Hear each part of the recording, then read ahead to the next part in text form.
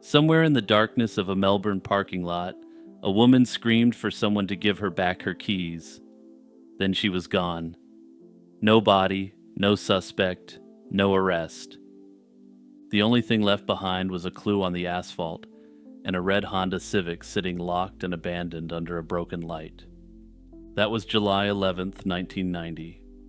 More than 35 years later, the question remains exactly the same. What happened to Sarah McDermott that fateful night? Sarah McDermott was born on November 15th, 1966, in the Scottish Highlands. In 1987, when Sarah was 20 years old, the McDermott family, her parents Peter and Sheila, and her younger brother Alistair, emigrated to Australia. They settled in the southeastern Melbourne suburb of Frankston. Peter found work as an airways operations officer, and Sheila worked as a nurse. By her parents' own admission, Sarah was initially upset by the move and missed her life back in Scotland, but she slowly adapted to her new surroundings. She developed something of an Australian-Scottish fusion accent, built a wide social circle, and landed a job at an insurance company. By 1990, at 23, Sarah was firmly establishing her life in a new country. She'd bought her first car, a red 1978 Honda Civic, and had written excitedly to a friend back in Scotland about the road trips they'd take once the friend came to visit. Tragically, though, those road trips were destined to never happen. The evening of July 11th, 1990, was unremarkable in every way that mattered. It was a Wednesday, the middle of the Australian winter. After finishing work, Sarah and two colleagues headed to Flinders Park in East Melbourne for a social game of tennis. Afterwards, the three women walked to Richmond Station to catch a Frankston line train home, but they'd just missed one. Rather than wait around, they caught a taxi to a nearby station and changed to a Frankston-bound train. Sarah's two friends got off at Bond Beach, a couple of stops before Kananook, where they said their goodbyes. Sarah stayed on the train alone, likely believing that this unremarkable day would end in an unremarkable fashion. The train arrived at Kananook Station at approximately 10:20 p.m., running about 20 minutes behind schedule. Witnesses later confirmed that Sarah got off the train and crossed the footbridge toward the lot where her Honda Civic was parked. The parking lot was poorly lit, a detail that would haunt the investigation for decades. Sarah was last seen walking in the direction of her car, but she never made it home. By 11 p.m., Sarah's family was worried. She was reliable and punctual, and the drive from Kananook Station to the family home in Frankston was only a few minutes. When she still hadn't returned by 1 a.m., her brother Alistair drove to the station to meet the last train, which arrived at 1:15, but Sarah wasn't on it. What Alistair did find was her red Honda Civic, sitting in the desolate lot with all the doors and the trunk locked. When police arrived the following morning after the family reported Sarah missing, what they found at the scene painted a grim picture. There were bloodstains on the ground beside the driver's side door of the Honda Civic, and more was found on the ground beneath a car that had been parked next to Sarah's. A trail led from the vehicle to a small area of vegetation and trees on the western side of the parking lot. In the dirt near the bushes, investigators discovered two parallel drag marks that had slightly indented the ground, and more blood was found in the bushes themselves. Sarah's lighter was lying on the ground nearby, and forensics conducted much later confirmed beyond a shadow of a doubt that all the genetic material found belonged to her. In a tragic turn of events, multiple people reported hearing a woman in the vicinity of the parking lot that night. One witness described hearing a woman's voice calling out, demanding someone give her keys back, followed by an exclamation to stop fooling around. Then, shortly after, came a loud scream, followed by deafening silence, but for reasons which are unclear, no one directly intervened, and no one called police. Victoria police launched one of the most extensive searches in the state's history. Over 21 days, more than 250 officers conducted a coordinated air, sea, and land operation across the wider area surrounding Kananook Station. They found absolutely nothing whatsoever. There was no body, not a scrap of clothing, no further forensic evidence whatsoever. Whoever had attacked Sarah had managed to remove her entirely and dispose of her remains so thoroughly that not a single trace has ever been recovered. Over the decades, several theories have emerged about what happened that night, though none has ever been definitively proven. The strongest early police theories centered on a group of homeless addicts who were known to frequent the Kananook Station area.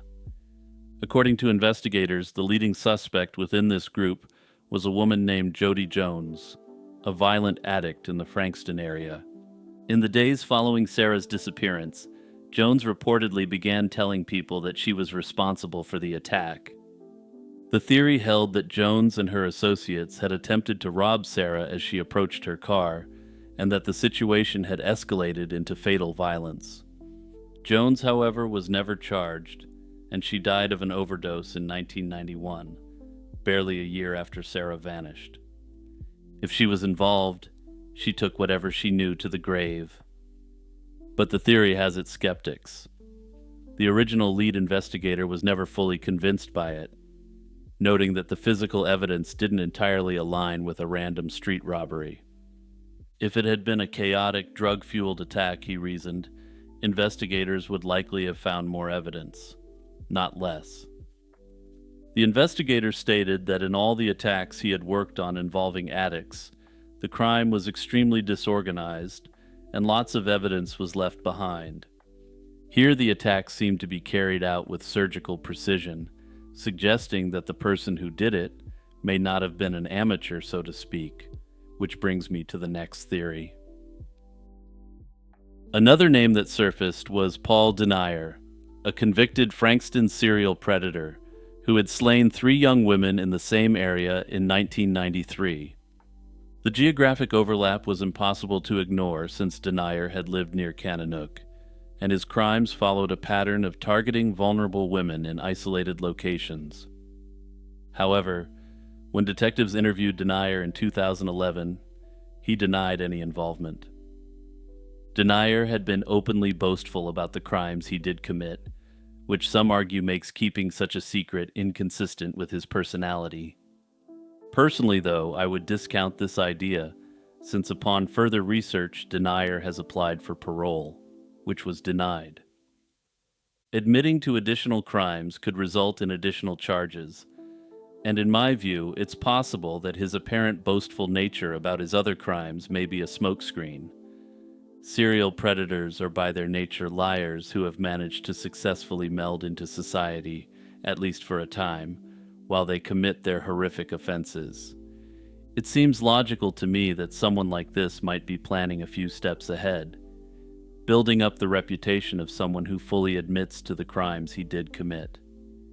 Adding the element of bragging about convicted crimes also allows him to attempt to manipulate psychologists into believing he has changed his ways, in addition to providing a smokescreen.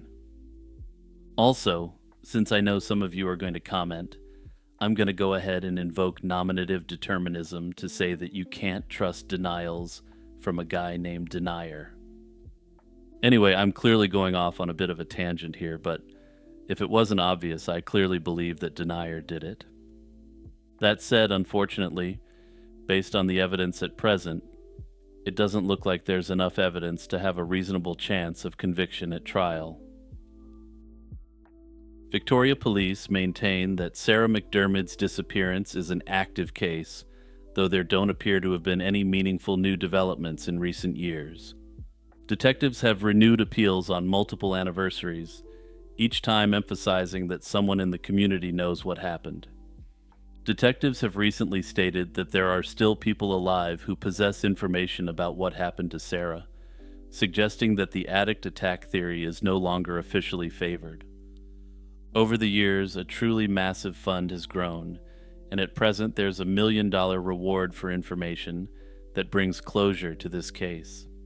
In the end, what we know is this. On an Australian winter's night in 1990, a 23-year-old woman got off a train, walked toward her car, and was never seen again. Someone took Sarah McDermott, and if investigators are to be believed, someone currently alive knows what happened to her.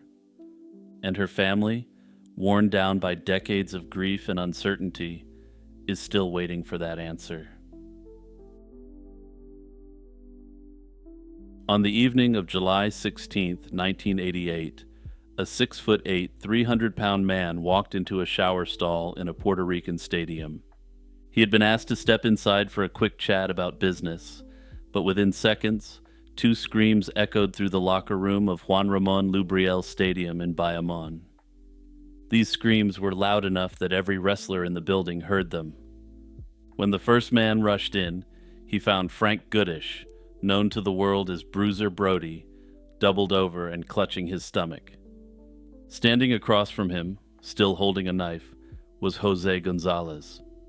The wildest man in professional wrestling had been gutted like an animal, and in the hours and months that followed, nearly everything that could go wrong did.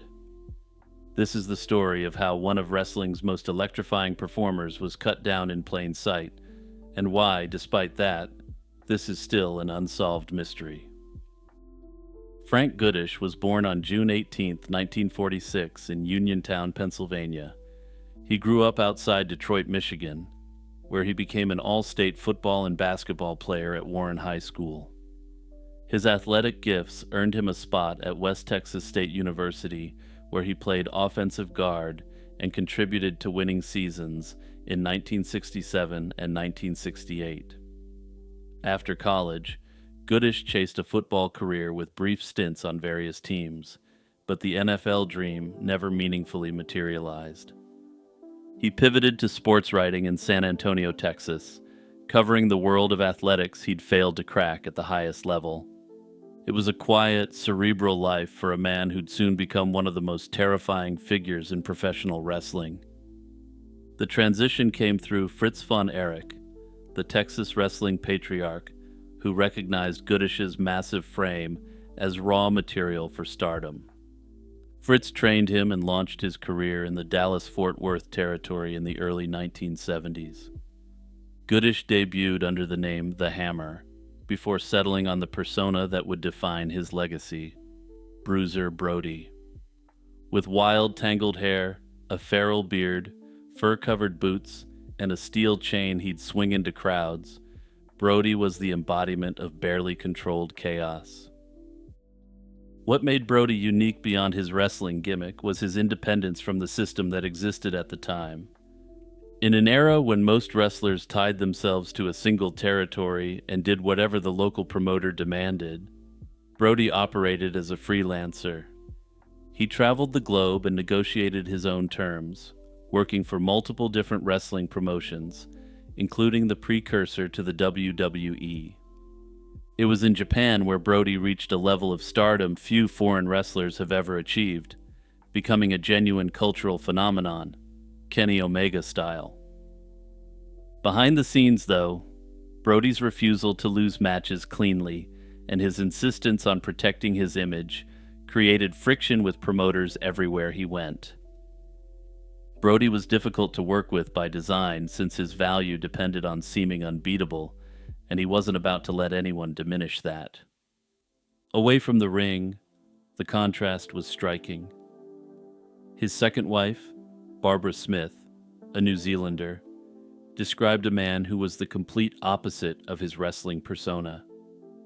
His wife noted that he was a quiet family man who enjoyed intellectual pursuits, a fact that would have surprised most people who didn't know he was a sports journalist at one point. By 1987, Brody was working primarily for the World Wrestling Council in Puerto Rico, a promotion run by Carlos Colon and managed in part by booker Jose Gonzalez. The latter also participated more directly in the melees, and he wrestled as Invader 1. The WWC was notorious for its intense feuds and fans who believed deeply in the reality of what they watched. Brody was a massive draw, feuding with the top figures in the wrestling promotion. But underneath the surface, tensions had been building for over a decade between Brody and Gonzalez, and this wasn't an act by any means. During a match at Nassau Coliseum in New York, Brody had brutalized Gonzalez for real, beating him so severely that a fellow wrestler had to drive him to the hospital. According to multiple accounts, Gonzalez allegedly claimed that after the beating, he would more than get even with Brody one day. By the summer of 1988, the situation had grown even more volatile. Brody was earning enormous money in Japan and had begun exploring the possibility of buying a minority ownership stake in the WWC. According to wrestling insiders, if Brody had gained that ownership position, he'd indicated he would fire Gonzalez. To make matters worse, Gonzalez was dealing with devastating personal grief as his daughter had recently drowned in a swimming pool accident.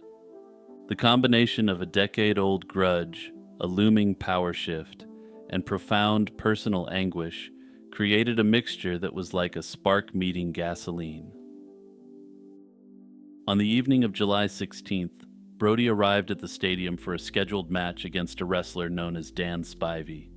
Earlier that day, he'd been in good spirits, chatting with a fellow wrestler known as Tony Atlas at their hotel.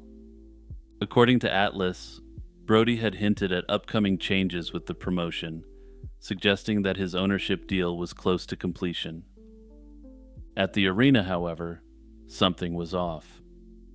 Atlas recalled that Gonzalez and Carlos Colon were huddled in what looked like an urgent private meeting in the locker room.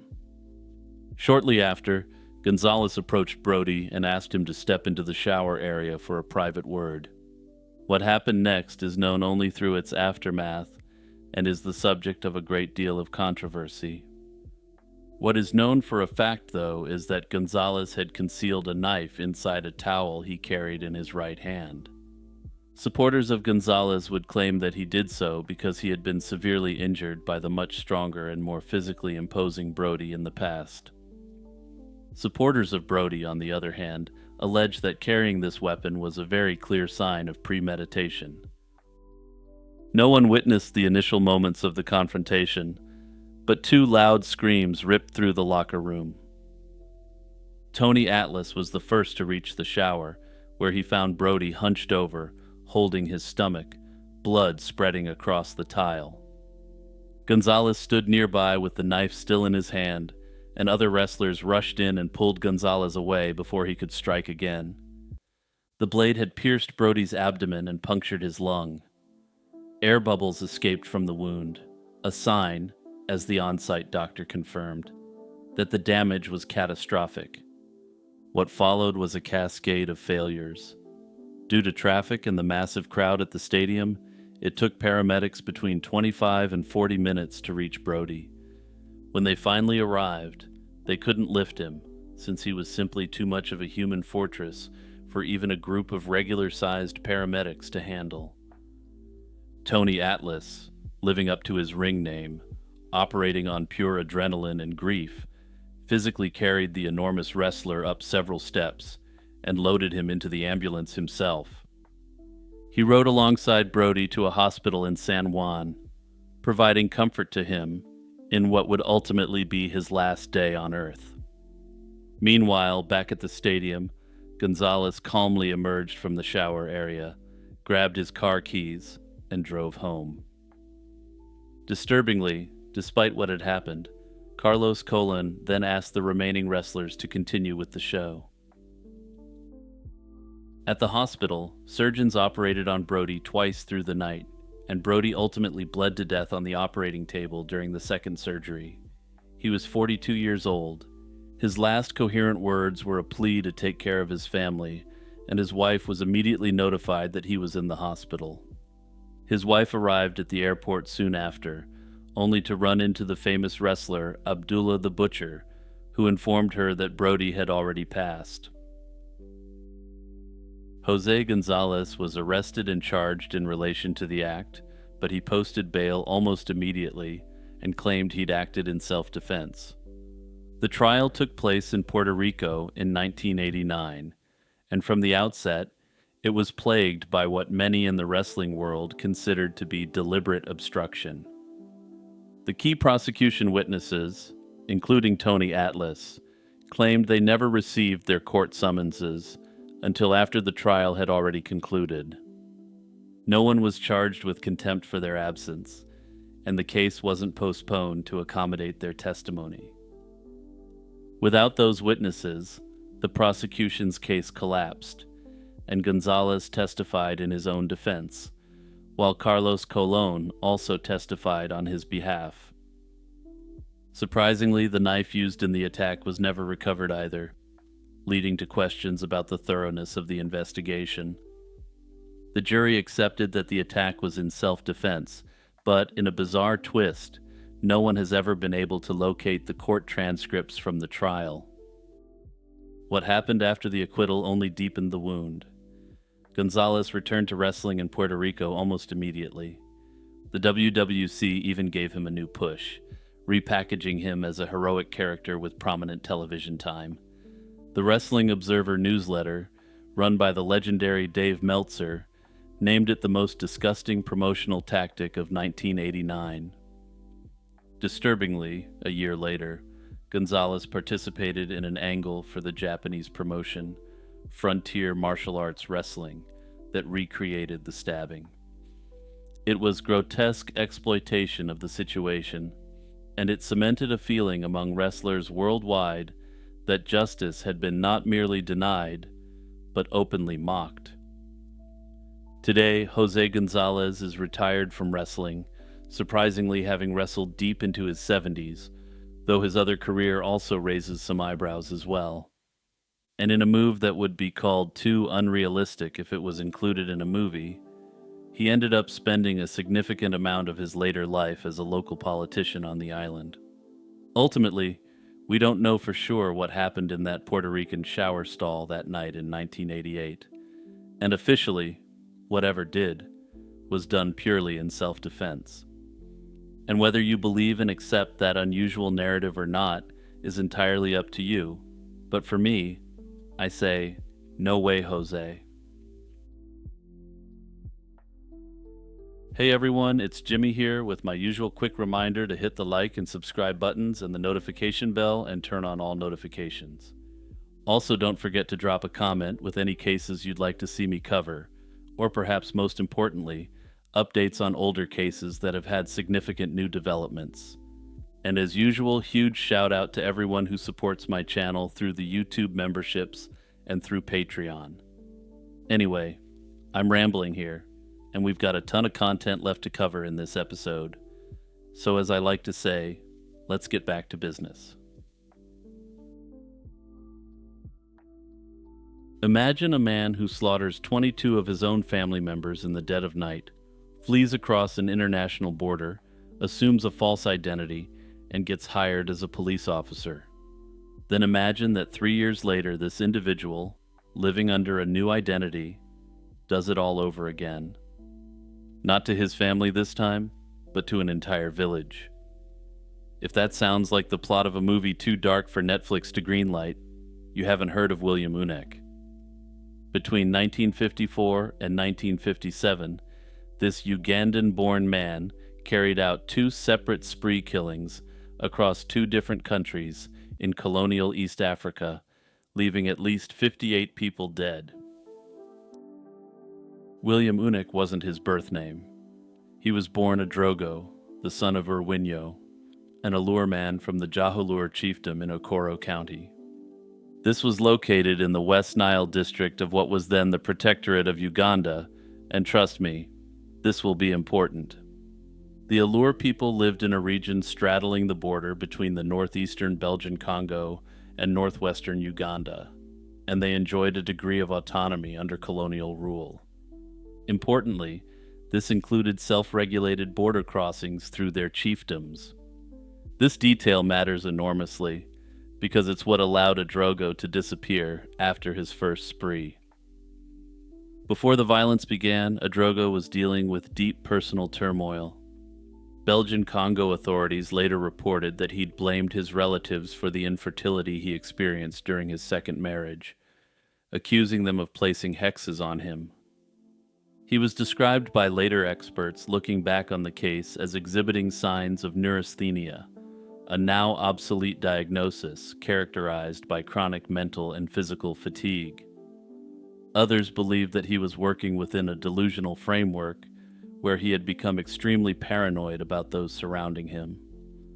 What is clear is that something inside a Drogo had broken, and it was about to manifest in the worst possible way. On a Saturday night in February 1954, a Drogo invited 22 family members to a banquet at his home in Angala village. This was part of the Mahagi territory, which importantly for this narrative was near the Congo-Uganda border. The occasion was a traditional festival, with various sources reporting different meanings for the festivities. However, what is clear is that the gathering was meant to be celebratory, and alcohol flowed extremely freely. After the festivities, 20 of his guests went to sleep in the house, apparently deeply intoxicated, while 2 children stepped outside to play. That's when a Drogo picked up a machete. He moved through the house methodically, hacking apart each of the 20 sleeping relatives one by one. When he'd finished inside, he set the home on fire. On his way out, he encountered the 2 oblivious children returning home. And I'll leave what happened there to your imagination. Congolese authorities launched an extensive investigation and reached out to the Ugandan administration for help. But a Drogo had already exploited the allure cross-border privileges, and under cover of the late weekend hours, he'd secured a boat on Lake Albert and crossed into Uganda. Despite a sustained search, he was never found, a fact that was complicated by the fact that most of the people who knew him had been eliminated. A Drogo reinvented himself entirely, and despite the unimaginable horror that he committed, seemingly re-established himself with no meaningful difficulty. After fleeing the Congo, he made his way to the Tanganyika territory, modern-day Tanzania, where he adopted the alias William Unek and claimed to be a member of the Acholi people. This is an ethnic group from northern Uganda, and importantly, he knew what he was doing when he claimed to be from this group. The British colonial administration regarded the Acholi as a quote-unquote martial race, prized for their fighting abilities, and commonly assigned them to police duties. The languages of the Allure, which he came from, and the Acholi, which he was pretending to be, were largely mutually intelligible, meaning a Drogo could pass without raising suspicion.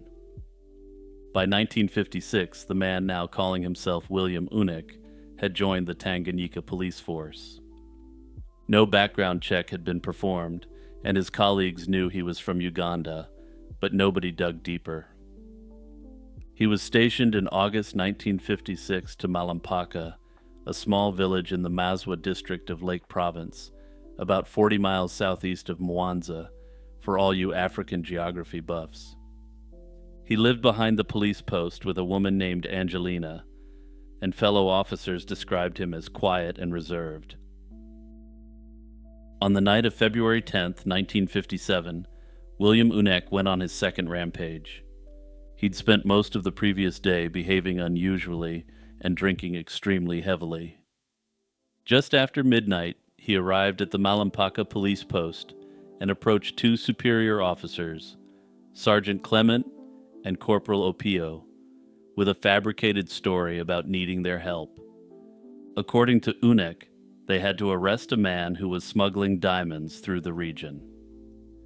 The 3 set out in single file, with Clement at the front and Unek strategically positioned at the rear of the group. During the walk, Unek struck Opio in the back of the head, likely with an axe handle, knocking him unconscious, the opening blow of the second rampage. When Opio regained consciousness about 15 minutes later, both Clement and Unek were gone. Ultimately, it remains unclear why Opio was just knocked out, but given what would happen to Sergeant Clement, he'd evidently never have an answer to this question.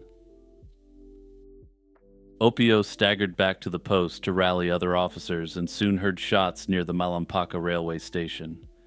There, they found 2 dead men, the assistant station master, and an Indian laborer who had been brought to the colony by the British.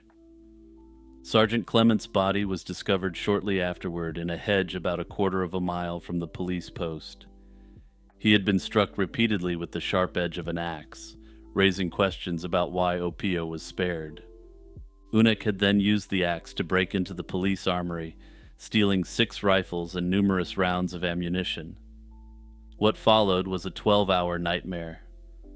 William moved through Malampaka and the surrounding area, shooting, hacking, burning, and strangling anyone he encountered.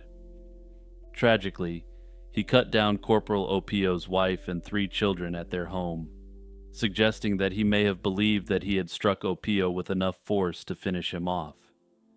He set fire to the hut he'd shared with Angelina, and inside investigators later recovered the burned bodies of 2 women, one of whom was believed to be Angelina herself. Once in the village, he appeared to shoot anyone who crossed his path, most at close range. He shot employees at a local business, burned down additional huts, and at one point changed out of his police uniform into clothes stolen from a victim before fleeing into the bush. By the time the massacre had stopped, the toll was staggering. The final body count from the Malampaka spree stood at 36 dead and approximately 30 wounded, with some of them succumbing to their injuries in the months and years later. The search for this rampaging fugitive quickly became the largest manhunt in East African history up to that time. For 9 days, bush and swamp areas covering several hundred square miles were combed by a force that eventually swelled to 4,000 people. Initially, 3,000 tribesmen were recruited to join up with 200 Tanganyika police officers to hunt the fugitive cop.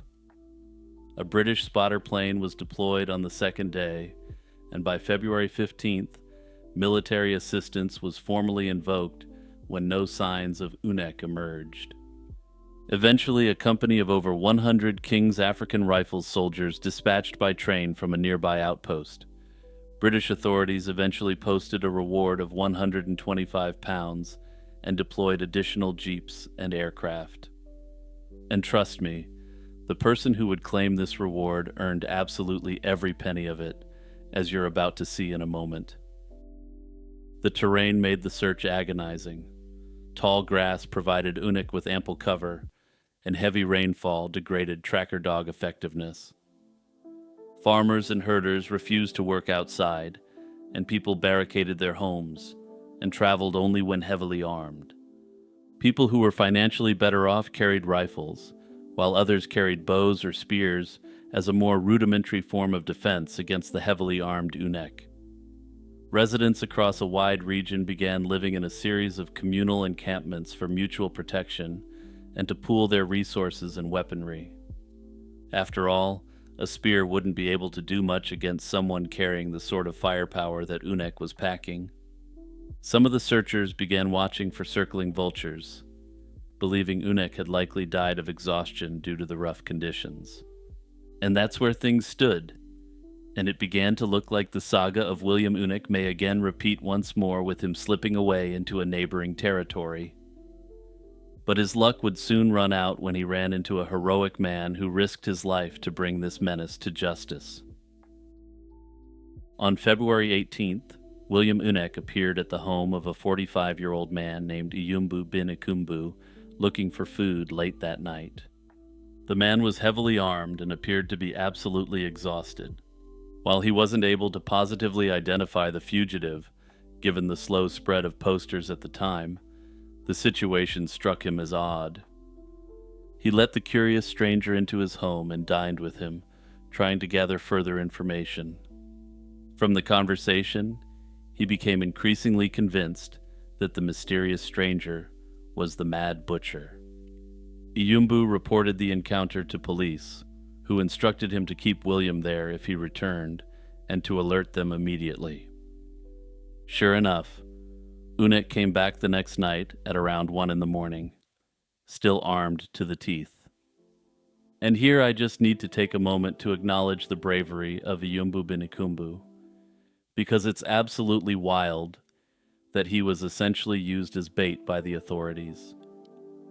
Personally, I'd like to say that I would have attempted to take down William Unick, or insist that the authorities send a contingent of guards to the house, but I'm going to be honest here. I would have packed up and left as soon as possible, knowing what I knew about Unick. When Unick arrived, Ayumbu told his wife to leave under the pretense of fetching a chicken to make some food, but she actually went to alert the local tribal leader.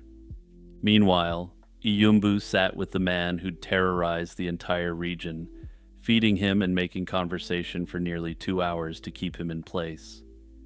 Shortly after 2 in the morning, a colonial police company arrived, led by a British officer. Tribal soldiers had already surrounded the house in the meantime, and police ordered William to surrender, threatening to bomb the building, but he refused to respond. A British officer threw a tear gas canister at the doorway, which bounced off and detonated outside. He then approached the house and slid a smoke bomb through an opening between the roof and wall, all while Iyumbu was kept hostage inside. The house caught fire, and William Unick came running out toward the officers. He was ordered to stop, and when he didn't, a colonial officer shot him once in the abdomen. During questioning, Unick provided some insight into the attack and told investigators he'd suspected Sergeant Clement of having an affair with Angelina. He claimed the other victims were cruelly cut down because they were quote-unquote spying on him. While some have noted that this may indicate paranoia, others have pointed out that this may have simply meant that he simply attacked anyone who could report his whereabouts. Given the circumstances, while this is obviously completely deranged, it's potentially not paranoid, given that he was the most wanted man on the entire continent at that point. He was charged with a whole host of crimes, but on February 20th, 1957, 2 days after the standoff, he ended up succumbing to his injuries. At the time, no one knew that William Unick was a Drogo, the man who had committed the atrocity a few years earlier. It wasn't until late March 1957 that William Unick was definitively linked to the previous massacre. Only 1 day prior to the second massacre, William Unick, as a Drogo, had sent a postcard to one of his old friends. The letter included a photograph which showed a Drogo in his police uniform, and he was identified by the authorities as being William Unick. The announcement was made public on March 28th, and newspapers around the world declared William Unick one of the deadliest criminals in history. Iyumbu bin Ikumbu, the man who'd risked his life to stall William Unick, received the 125-pound reward in March 1957, but there was more in store for him. That October, he was awarded the British Empire Medal by Governor Edward Twining for his extraordinary bravery. And yes, for anyone out there who is familiar with tea, yes, he's from that Twining family. But I digress. What makes the William Unick case truly haunting isn't just the body count. It's the fact that the entire second massacre was preventable. One of the worst criminals in history walked across international borders, fabricated an identity, joined a police force with zero vetting, and was handed a weapon and a uniform. The colonial systems of 1950s East Africa were vast in territorial ambition, but dangerously thin in any actual administrative capacity. There was no database and no communication infrastructure capable of flagging a fugitive who simply changed his name. Another haunting element is the senselessness of it all, and we will never truly know the motivations of William Unick and why he committed these disturbing acts against innocent people. The California gold rush produced thousands of stories about sudden wealth and bitter disappointment, but few legends have endured quite like the tale of the lost cement gold mine. Somewhere in the eastern Sierra Nevada, hidden among volcanic peaks and dense mountain forests, there supposedly exists a vein of reddish, cement-like rock loaded with gold. It's a story that dates back to 1857, one that drove prospectors to madness, inspired Mark Twain to write about it, and continues to lure treasure hunters into the wilderness today. Whether it's real, exaggerated, or pure fiction, remains one of the great unsolved mysteries of the American Old West. What makes this legend particularly compelling isn't just the gold itself, but the trail of death, obsession, and near misses that surrounds it. The most commonly told version begins in 1857, when two German emigrants separated from a California-bound wagon train and struck out on their own through the Sierra Nevada. Exhausted and lost, they wound up in the Mono Lake region, an area one of them would later describe as burnt and desolate. Near the headwaters of the Owens River, the two men sat down to rest beside a stream and noticed something unusual about the rock ledge beneath them. It was a reddish formation of hardened volcanic rock that miners of the era commonly called cement. They noticed embedded in it were thick lumps of dull yellow metal, and upon further examination it was gold, and a staggering amount of it. One man was skeptical and laughed off the discovery. The other hammered out roughly 10 pounds of ore, drew a crude map, and the two continued westward. What happened next varies by source. In one account, the skeptic died along the way, and the believer stumbled into a local settlement, gravely ill. In Mark Twain's version from his 1872 book Roughing It, the discoverers were 3 German brothers, and 2 perished during the trek. What remains consistent is that a single survivor reached civilization, carrying fragments of ore so rich they set the mining world on fire. But here's the thing. The surviving prospector was too ill to ever return, and what happens next is where the story veers heavily into Old West myth and legend. In most versions, the remaining man contracted an illness, usually tuberculosis, and could barely function, let alone mount an expedition back into the mountains. To pay a physician, named as Dr. Randall, for his medical care, the man handed over his remaining ore samples, the hand-drawn map, and a detailed description of the area. With that exchange, the legend shifted from a tale of discovery to one of obsession. Randall arrived at Old Monoville in the spring of 1861 with a group of men and began prospecting on a quarter section of land called Pumice Flat, roughly 8 miles north of Mammoth Canyon. His assistant, Gideon F. Whitman, another figure of dubious historicity, became the legend's most tragic figure. After Randall's search came up empty, Whitman took the map and dedicated his life to finding the vein. He searched for over a decade, enduring hunger, poverty, and sickness. Twain, living in the Nevada Territory at the time, witnessed this firsthand, though whether Whitman was a real person or a literary composite of multiple figures is debated. He described how word that Whitman had passed through a camp at night would empty entire towns within hours. Every prospector convinced he had the secret sauce to the cement mine. Every horse, mule, and donkey would be bought, hired, or stolen, and half the population would charge into the mountains hoping to follow Whitman. Twain described how Whitman would wander aimlessly through gorges until their pursuers ran out of supplies and gave up. That said, while the book is semi-autobiographical in nature, Whitman isn't a fleshed-out character. The book freely melds actual historical occurrences of the time, elements of Twain's life, and a good dash of pure fiction to create a compelling historical narrative. This has lent credit to the idea that he was a later invention attached to the legend, that Twain had essentially created him as a composite figure representing the mad prospector archetype. Whitman allegedly continued searching until 1880, when injuries and old age forced him to retire to San Francisco. Notably, many later prospectors who searched for the mine in the late 19th century and the 20th century took Twain's work to be a pure history, when it was never intended as such.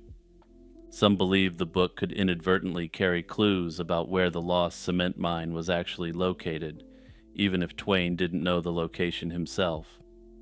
This, of course, is a misreading of the text, but when there's a large quantity of gold to be had, there's always someone who will look for any potential scrap of evidence. The search for the mine also ended up costing lives, and doing so in a quite major way. The flood of prospectors into the eastern Sierra during the early 1860s coincided with the Owens Valley Indian conflict. This was sparked largely by the sheer number of well-armed miners who'd encroached upon the lands of the local population. The indigenous population, which had previously been relatively peaceful, pushed back hard against the intrusion.